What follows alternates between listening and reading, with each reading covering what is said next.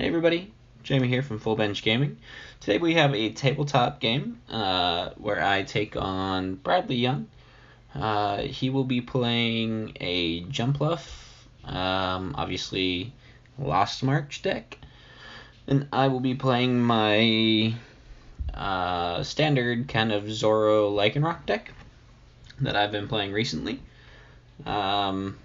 This is kind of a cool setup that I've been wanting to do for a while, and it will allow us to practice with real cards, which I think is actually really, really important when you're playing the TCG, because you need to practice deck searching, you need to practice all those kind of good mechanics that PTCGO online does for you, basically, and makes it really, really easy for you to see what cards are in your deck. They clump them all together, they group them, and they make it so that you can see everything really easily.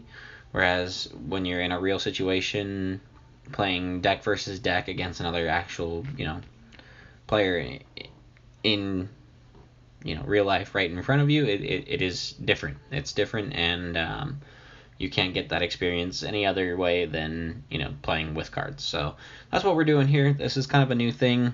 Bear with me as far as the graphics and the UI. We're still working on video quality. There's a lot of things that we want to change and then we want to fix, but this is kind of our first rendition of it. And yeah, so without further ado, hope you guys like it, and be sure to go ahead and leave a like, follow us on Facebook, and subscribe to us on YouTube. Full Bench Gaming, both of them. Just type in Full Bench Gaming and you'll find us. I'll leave links in the description, and also go ahead and take a look over at our sponsor over at nojosh.com. .au, so it's collectibles.nojosh.com.au. No Josh Collectibles is a really, really good place to go ahead and get any of your cards, and if you sign up, new customers also get a percentage off of their first order. So go ahead and take a look at them, and without further ado, here is our game. Okay, so going to go ahead and get set up here. Like I said before, this is going to be a Lost March versus Zoro Lycanroc matchup. You see I rolled tails. Bradley actually called heads, so I will go first on this one. And we'll go ahead and just start getting set up. This one I feel like it's a tough matchup for the Lost March, and I think Bradley's list was a bit out of date also. Not knocking his list at all, but after this we went and made some changes. He draws a mulligan. So I'll be getting my extra as I set up my prize cards right now. Like I said, matchup is a bit rough, I feel like, for the Lost March, and especially if it just can't get set up in the beginning. If that happens, it's basically over. Because Zoro, anything really, but ZoroRoc really just kind of sets up easily. Even if it starts out kind of bad, you generally within the second or third turn are good to go. He gets another mulligan, so I'll just go ahead and make my counter say 2 so that I remember to draw 2 cards. And then we will see if he can actually get a basic for a start. I think the only thing that the Lost March has against Zoro Lycanroc specifically is the fact that it hits for weakness on the Lycanroc. So if I choose to use Lycanroc as an attacker, I have to really, really be careful with it and make sure that I'm willing to sacrifice it for the next turn, because it's pretty easy for him to set up a next turn knockout. So looks like he does have a basic, and we'll go ahead and get started. And let's see what the flops are after he gets his prize card set up.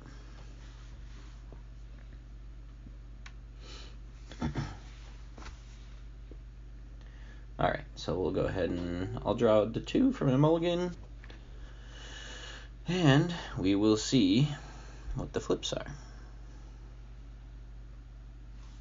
Okay, so I'm going to go ahead and show a Zorua, and he's going to show a Hoppip. Pretty okay starts for both of us. I think, yep, I'll go ahead and play a lecture here and search out my 3 cards. I think he wants to start out with a bit more Hoppip on the bench. And it's basically the same for me. If I can start out with more Zoro on the bench, or, you know, any type of rough, or even a Ditto or 2, like, that's good stuff. Oh, right, so he's showing me the Rock Ruff right here, that I believe he was sending me. And it's only because as I was looking through my deck, I remembered that I forgot to switch over my 70 HP Rockruffs to the 60 HP Rockruffs that are being used in Elm decks. Because there's 2 different ways of building this Lycanroc deck. It's what I would say the Japanese version and then the Western version.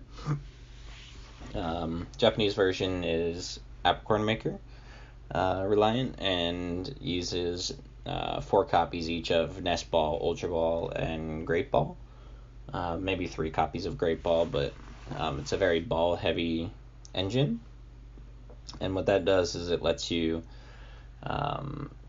search possibly for the Apricorn Maker, but you don't really have to all the time, and that's why there's only 1 copy of it. And it'll let you get set up pretty consistently. And it's explosive. It's an explosive way to go, and it's a very, very obviously viable option. The other way is the Professor Elm's Lecture version, which is generally what you see in most Western type, quote-unquote, Western decks.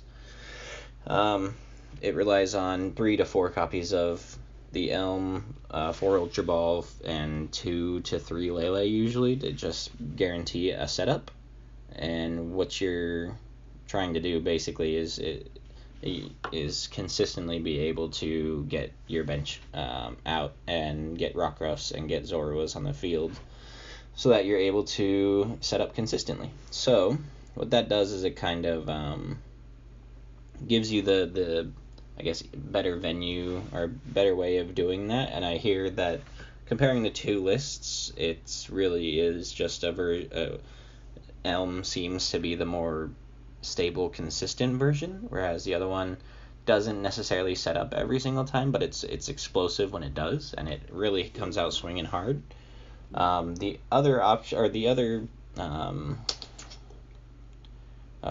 what's the word? The other thing I would say for the Elm list specifically is that it allows you to free up space because you're not having to run 12 of balls. Basically you can free up space and actually add in kind of those classic ZoroRoc one-off item cards, or even a couple more supporters here and there. So you get, you might be able to swing it on the other ones, but you get access to things like multi-switch, more choice bands, a Mallow that usually gets cut for balls, and then a couple of other spicy ones. I think I've seen Energy Lotto also be used, and then there's Switch that is used. Okay, so I go ahead and pull out a Ditto, a Zorua, and a Rockruff here, and we're getting all set up here, so that's good. So yeah, basically just the 2 different types of decks on this one. Both of them seem pretty viable. I asked around my kind of local group, and the consensus is that the Elm is just kind of a more consistent, better way to go about it. So I'm testing it out. I've tested the Apricorn Maker version also, and it feels good. So I'm just kind of up in the air as far as what actually is the best way to do, or best way to go for this. So I guess we'll find out. So I'll go ahead and attach a unit to the Rockruff, and I'll probably just pass my turn here. We will see. Yep, there we go. Go ahead and just pass my turn, and that way I think it's good. This is the Zoro Lycanroc. It really wants to be able to attach each turn, and if it misses an attach in a turn, it hurts for sure. So me being able to drop the unit energy on there is just feel good. I could have possibly done it onto the Ditto, It's a bit less safe, and I think the only reason why I would drop it on the Ditto is for the possibility of bringing out a Weavile next turn, and kind of just springing that out on him. But yeah, I think the better card here to save or to use the Ditto for is the Muck, and that's because I believe, Bradley runs a Oranguru, and that's his main kind of draw instead of the Zebstrika. Right here he.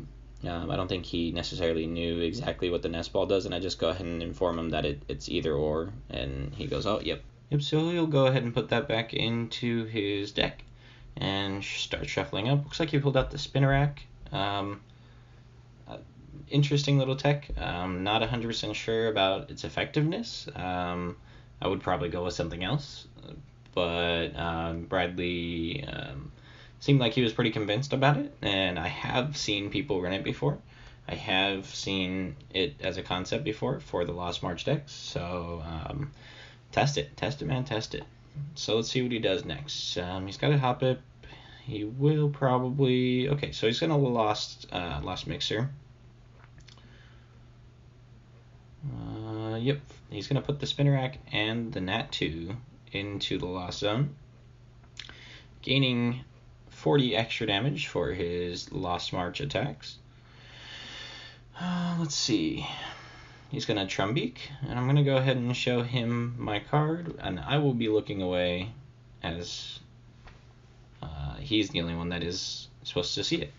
So, okay, yep. I pulled a Guzma, and he informs me that it is, in fact, a supporter. I put it in my Lost Zone, and see what he does next. So he is now at 60. I'll go ahead and switch over my counter.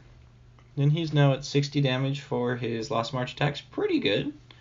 Pretty good so far. He's able to get things into the Lost Zone. I think his only detriment right now is the fact that he doesn't have... Okay, so he's going to go ahead and Lily. Lily for... I think it's 6, if I'm not mistaken. But yeah, that was his kind of only detriment, is the fact that he doesn't have a bench right now. He needs Hoppips on the bench, and he needs them quick. So let's see what he gets here. Okay, so he's going to play a Shrine.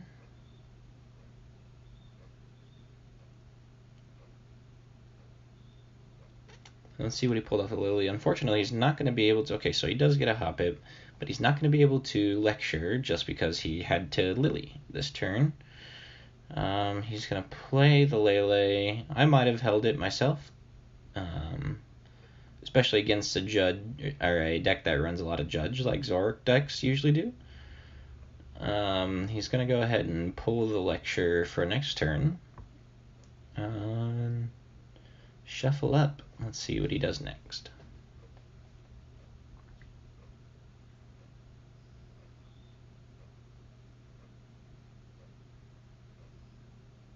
Okay, so he's got a DCE. He's going to attach it to the Tapu Lele, which to me is a signal that is not going well.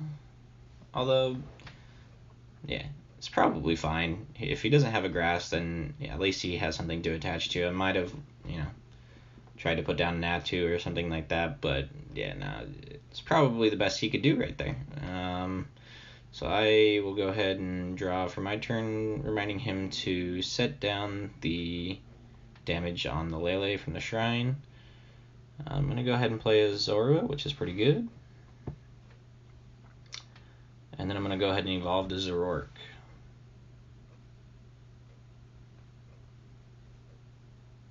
I'm going to Ultra Ball here and search out, probably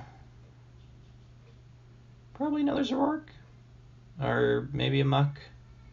Okay, the Muck. I want to get it preemptively set down so he can't Lele anymore, and so he can't bring up the Oranguru and get value off of that. Because it seems like he is in kind of a stuck position. Maybe I go for a ZoroRoc or a Lycanroc here, but I feel like the Muck feels alright to do now. I'm just reminding him of what the muck does, and I'll go ahead and drop her on Ditto for the evolution.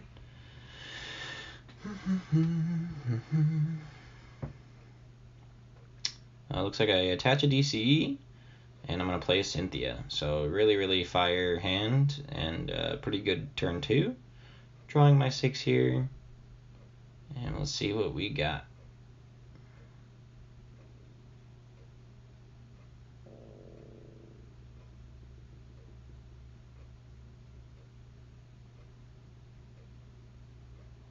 Okay, so it looks like saving whatever's in my hand for our next turn.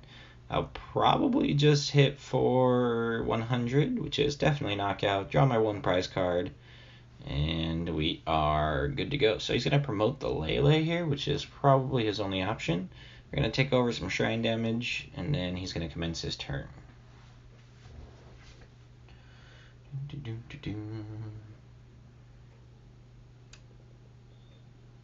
So right now I feel like my game plan is going pretty well. I'm getting set up. I'm denying Hoppips from entering into the Lost Zone via skip plumes, and which means I'm also denying jump bluffs and damage. So every Hoppip in my mind that I knock out is less damage that he has in the future for Lost Marching. He'll have to stretch her out Hoppips if he wants to get that damage back. Looks like he's going to lecture here. 1 skip plume, another Hoppip, and I'm not sure what that card is, just out of frame. We'll go ahead and take a look after he's done shuffling up.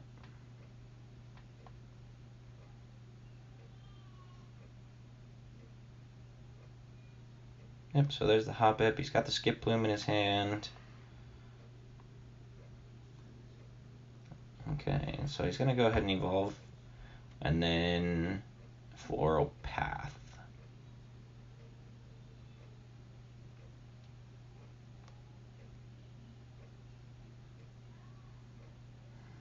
So he's going to go ahead and find his jump bluff and switch it out. And then those go into the Lost Zone, and he gets an extra 40 damage, which brings his damage up to 100 per attack right now, just baseline.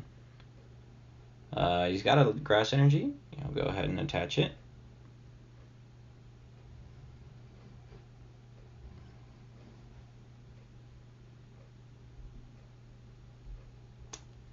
Let's see what else he has. Maybe he just goes in with the Lele here. 1, 2, 3, 4, 80. He could do more damage with the jump bluff. Yeah, myself, I would probably go in with the jump bluff to protect the Lele for future attacks. Yeah, I'm not sure. Maybe I'll Lele and then hopefully get more damage onto or into the Lost Zone. I think that leaves you open for possible Lycanroc plays, though. And basically erasing a jump bluff off the field. Let's see what he ends up doing. 2, 3, 4, 5. Yep, just making a confirmation.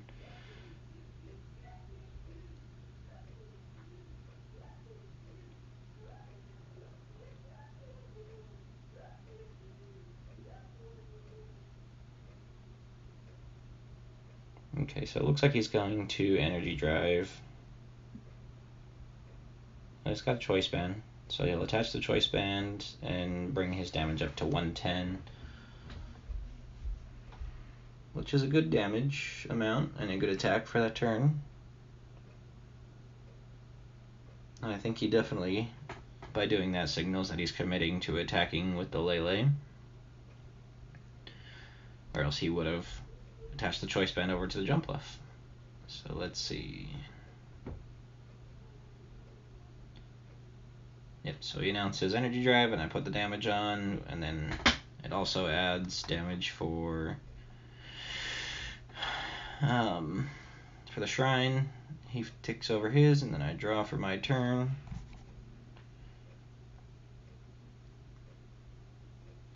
Let's see what we get.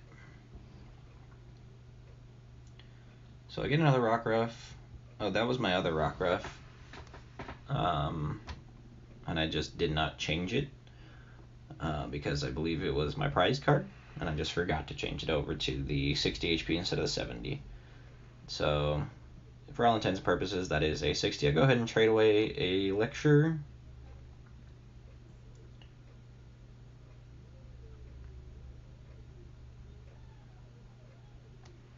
And let's see what we do here. So I'm going to Ultra Ball, likely for the Lycanroc, and... Oh no, another ZoroRoc. Okay, maybe I already have one in my hand. I can't remember exactly the process that happened here, so this is all kind of new to me in a way also. So we'll go ahead and take a look and see what happens. There you go. So that'll open up another trade option for me per turn. Trade away a Lele. Attach a Choice Band. Get another attachment down, that's good. Yep, and there's the Lycanroc. So I will be bringing out the Jumpluff. Most likely. Could be a Hoppip, but I think it'll be the Jumpluff. Yep. Bringing out the Jumpluff, and then we'll go ahead and just knock that out. And that, that hurts, but he does have the backup attacker of the Lele, which will do knockout damage.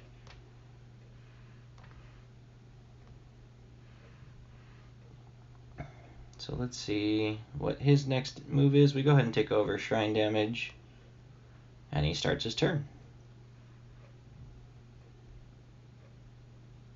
So he's got another Skiploom in hand, which is good, so he'll go ahead and Floral Path and pull out another Jumpluff, add some damage into the Lost Zone for him.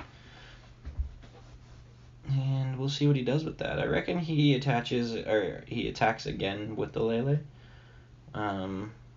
which is fine. I should have a return knockout next turn, depending on energy attachments.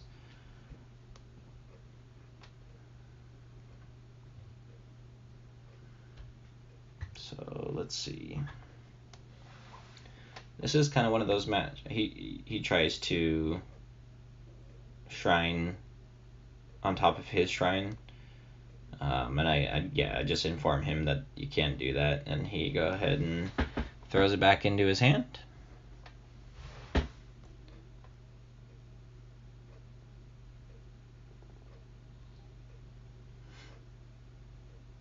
Yep, there you go.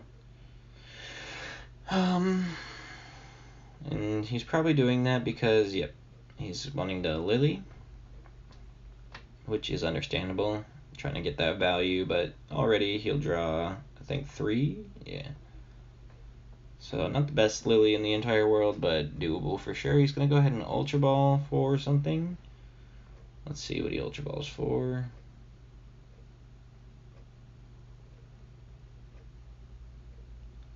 Discarding a Judge and a Shrine. Judges in this deck, I'm not 100% sure how good they are specifically. But, I mean, Judges are just good, kind of as a standard disruption tool. So, that's kind of a judgment call. So he's going to pull out a Trumbeak with that, which he will then use to try and discard my top card, which is not a supporter, or not discard, put it in the Lost Zone. So that goes back onto the top of my deck, and he adds damage to his Lost Zone. So he puts down the Oranguru, and I go ahead and remind him that the Muck is blocking his ability right now, just in case. But maybe he has plans to get rid of the Muck, so he put the Oranguru down anyway.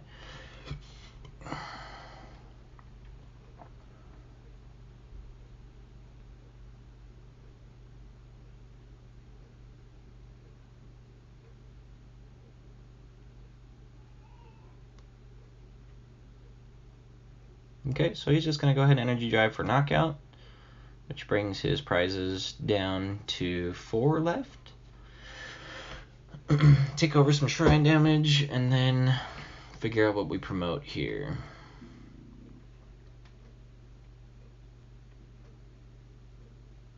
So I go ahead and decide to promote the Lycanroc. With what's on field right now, okay, now there is a knockout if I can pull a DCE. We're going to Timer Ball first. And we hit once.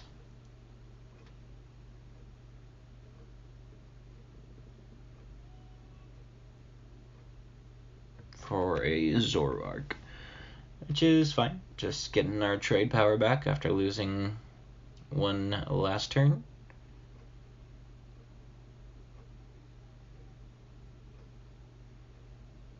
And we'll see what we do next.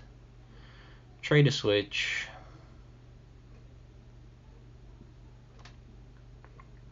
Trade a Guzma.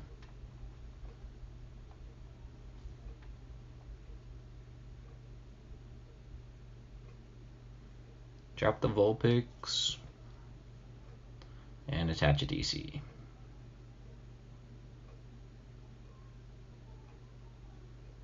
So yeah, pretty good draws right there, and we'll go ahead and take the knockout on the Lele, switch over some shrine damage, and then take 2 prizes.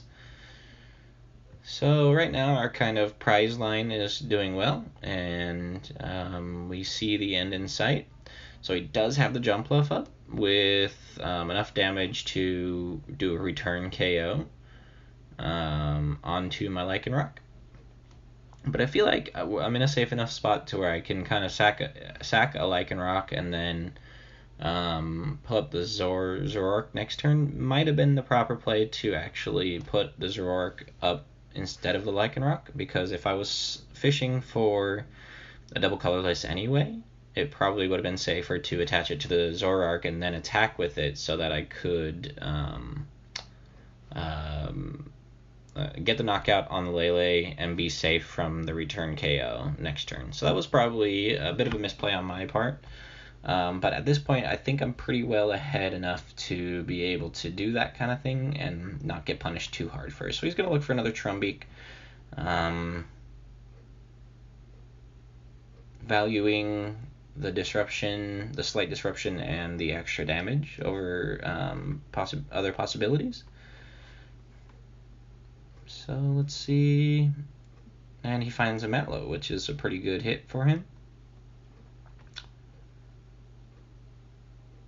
So we'll go ahead and get the confirmation that it is in fact, yep, a supporter, put it in the Lost Zone. He puts another Pokemon in his Lost Zone, and then we go ahead and progress with his turn. He's going to Lily again. Ooh, a bit blurry there for 5, which is a good Lily.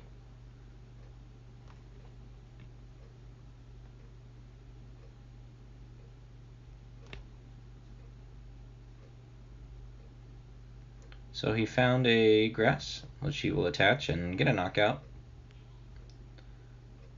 Just do an account. He has to have at least 5 in there, which he has plenty more. 1, 2, 3, 4, 5, 6, 7, 8, 9. Plenty.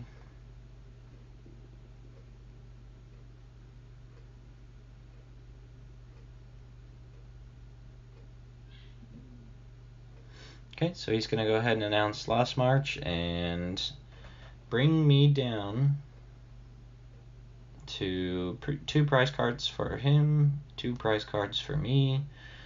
But at this point, his board state is far less workable than what mine is. So we're going to go ahead and just promote a Rockruff.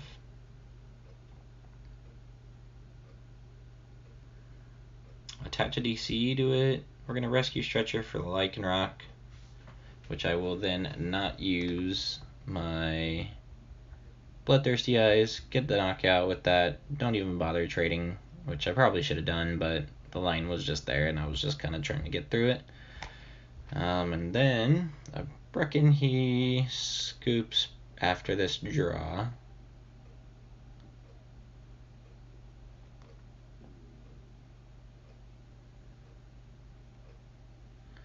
He's going to Trumbeak for extra damage, but no Lost Marchers up on the field.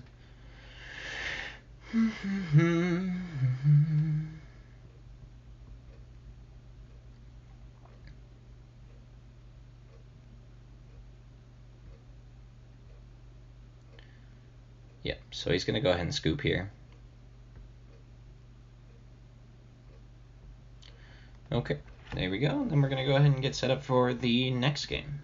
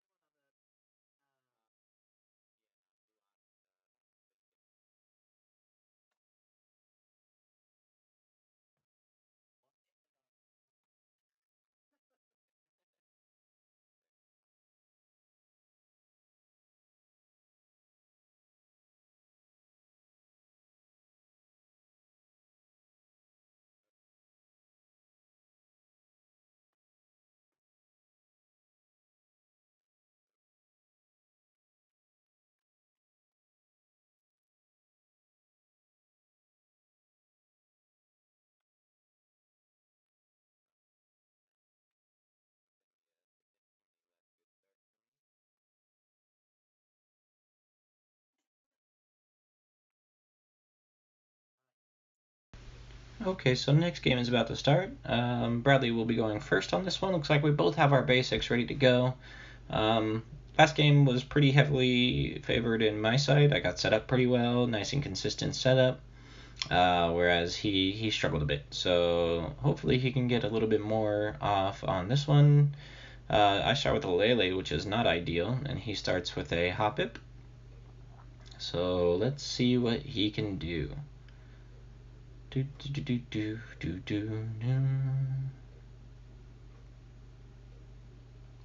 Okay, so he's going to have to Cynthia, which is not good.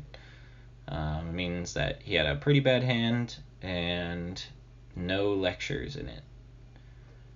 So that's unfortunate for him. Good for me because I'm showing a Lele in my active, which means that, didn't get lucky enough on my first draws to go with a better supporter combo.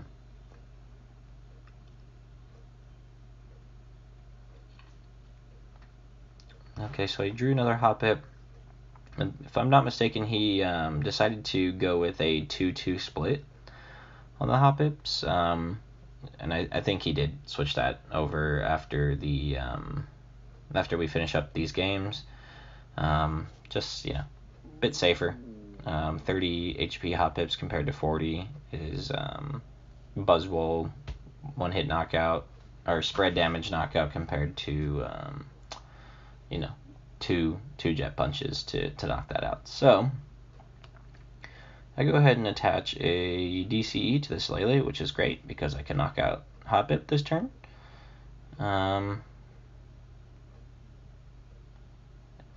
Didn't pull anything else, so I just announced Energy Drive and get myself a prize card. Very, very dangerous spot for me, but gotta work with what I have, and luckily he isn't putting the gas on too hard either. So I'm hoping that everything is okay for me here.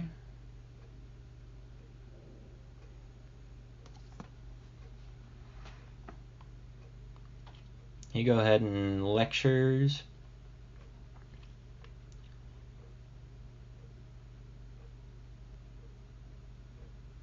We'll see what he pulls. Looks like at least one Skip Plume, a Hoppip,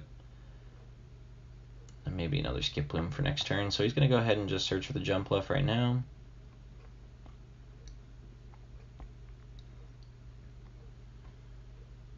He's got the 2 now in his Lost Zone from this Floral Path.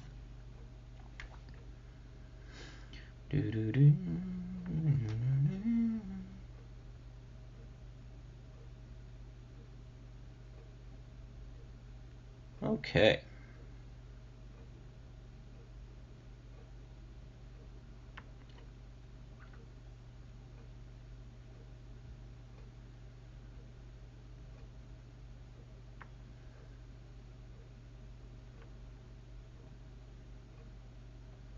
Oh, okay, so it looks like it's his only moves that he can do, which means that if I have an energy in my hand, I could probably DC will be a knockout. Bench a Zorua, then flick through and see what I got. See what my next play is.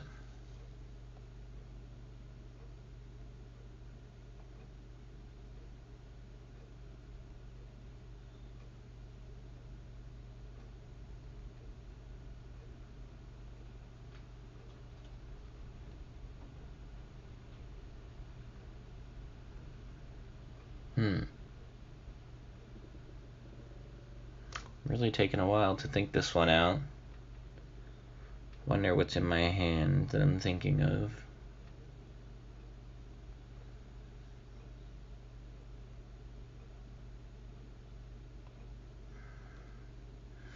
Okay, so I'm looking for the Guzma to pull up the Hoppip.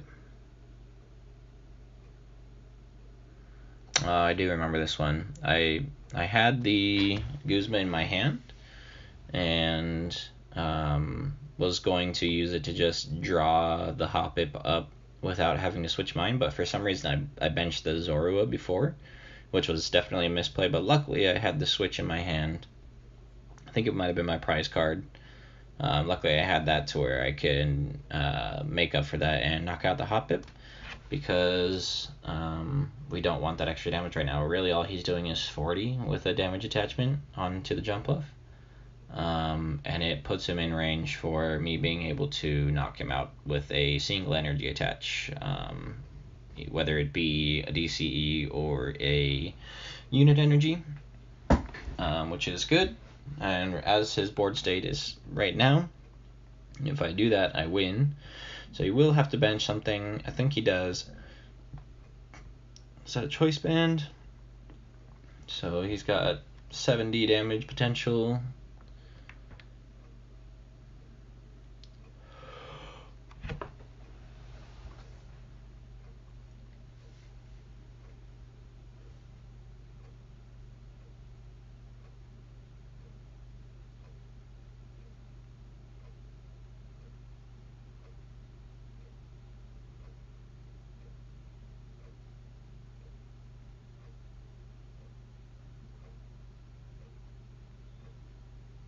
I think he's asking about the rules on Guzma right now. And I go ahead and inform him that if he wants to Guzma, that's totally fine.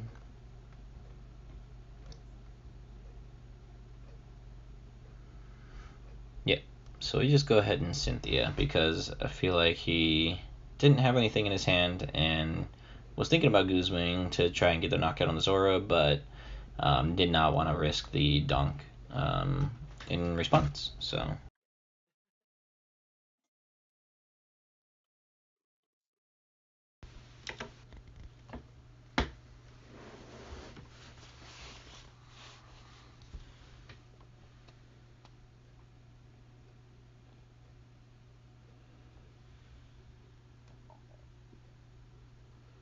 okay, so he's found a Trumbeak, and he's going to go ahead and play it.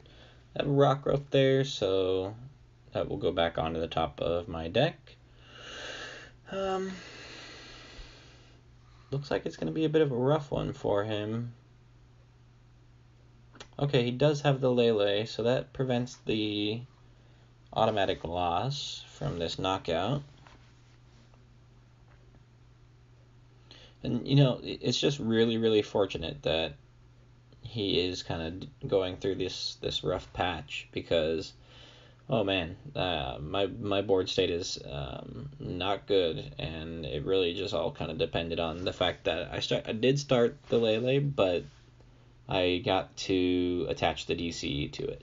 Once I attached the DCE to it, I was able to kind of get a little bit of board control and make it so that, just asking about cards in hand most likely, and just make it so that I could kind of put him on the back foot rather than me having to pull a rabbit out of my hat, basically, in order to get this game rolling on my side. So let's see what he does here. He might just Lost March.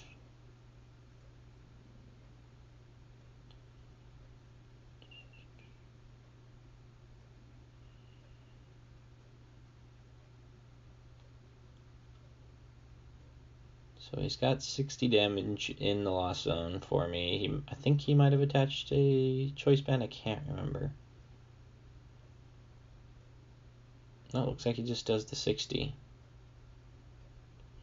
So I bench a Rockruff, starting to stabilize a bit more. Get a ZoroRoc out.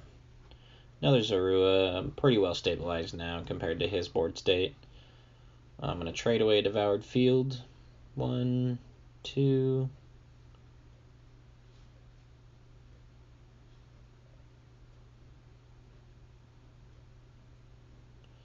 Then let's see what I'm going to do from there.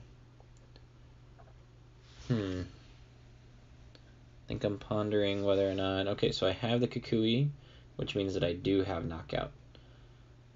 That adds extra 20 damage to my Energy Drive, which will bring it just over by 10 damage. So let's see. Yep, so I just go ahead and Energy Drive at this point and get the Knockout.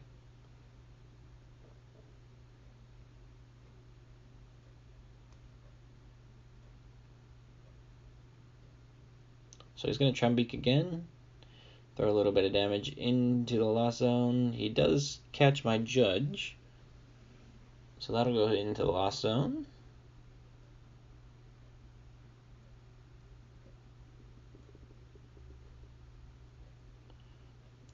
So he attaches, then Cynthia's.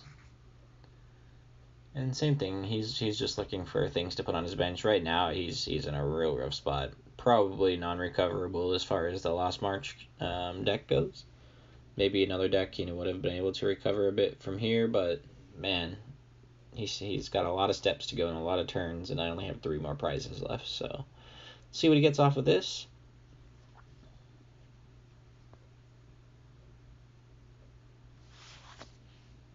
See a couple of Jumpluffs in his hand. Not good. You never want to see Jumpluffs in your hand.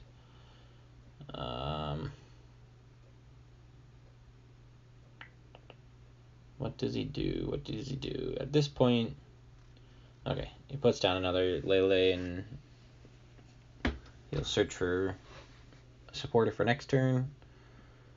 Lele count seems pretty high in this deck that he's running as compared to normal Lost March, so maybe that's something that you may have to look at. He finds a Elm.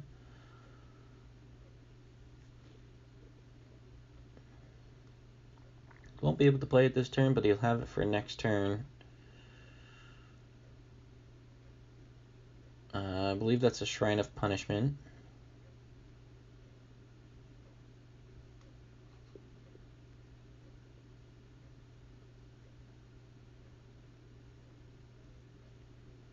Okay, and then he will Energy Drive, get the Knockout onto my Lele, and then we'll add damage from the Shrine. So him putting on the Shrine there, it's an interesting call because he didn't need it for knockout, and it really just does damage, and it makes it easier for me to.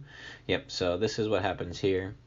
It brings the numbers in my favor for the Lele knockout. So all I have to do is attach a DCE. I'm gonna Great Ball. I have the choice band, so I need a full bench, 120, 150, 160, and then a DCE. So I find the ZoroRoc.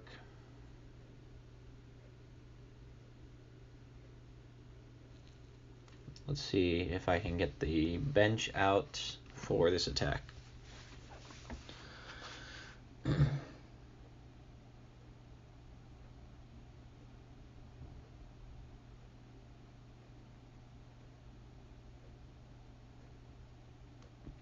So I'll trade a muck here.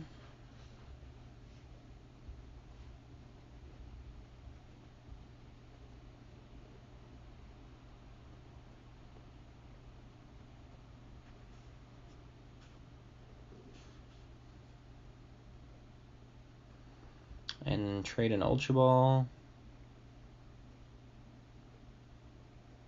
And there's the lecture. Yep, so I find the lecture here, which lets me stack up my bench. Hopefully I found a DCE also. 1, 2,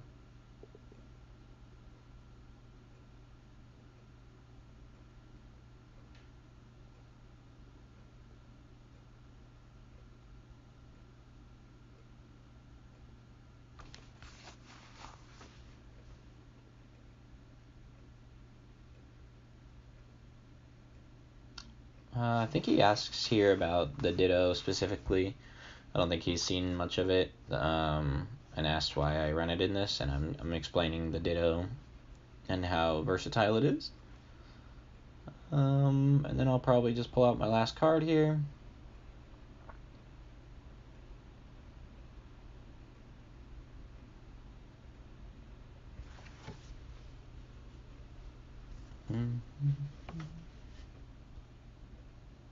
Yep, so it's just the Vulpix, just showing him the ability. For anybody who doesn't know, Almighty Evolution, once during your turn before you attack, you may put any stage 1 card from your hand onto this Pokemon to evolve it, and normal evolution rules apply as far as that goes. Only bummer about that is I can't rare candy on top of it, but for decks that run a lot of stage 1s, like a ZoroRoc deck, like a Lycanroc, ZoroRoc, Lycanroc, Ninetales, the Muck, and the Weavile all on my deck are able to go off of it. So super, super versatile, and it's earned its permanent spot in the list, 100%. So I have enough damage on my bench now to do the damage that I need. All I need is the DCE. There's the attach, and so I basically have game right here. There's really no way he can recover from this. And it all kind of stemmed off of the Shrine of Punishment, and I think a more experienced player would have seen that kind of math and been able to avoid that. But this type of matchup right here is definitely not anything super competitive.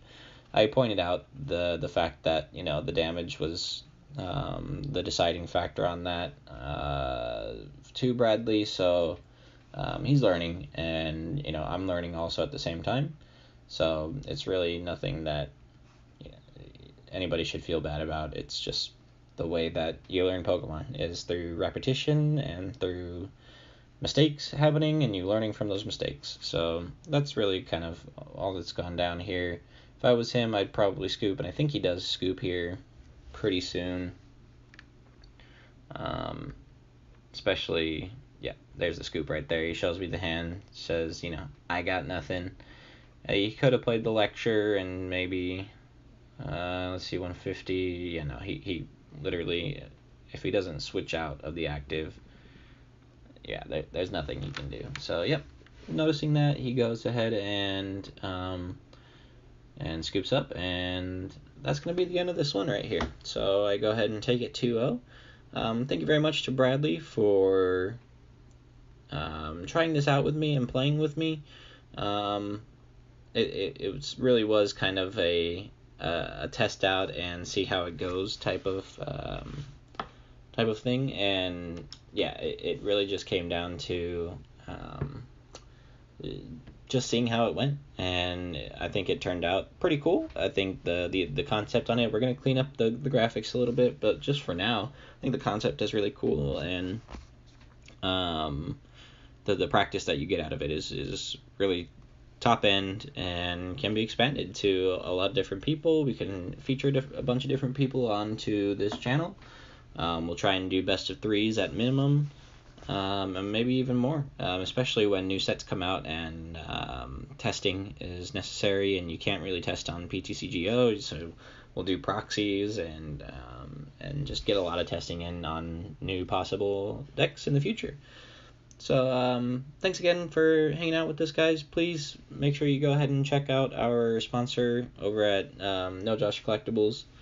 And with that, I'll talk to you guys next time. Thanks, bye.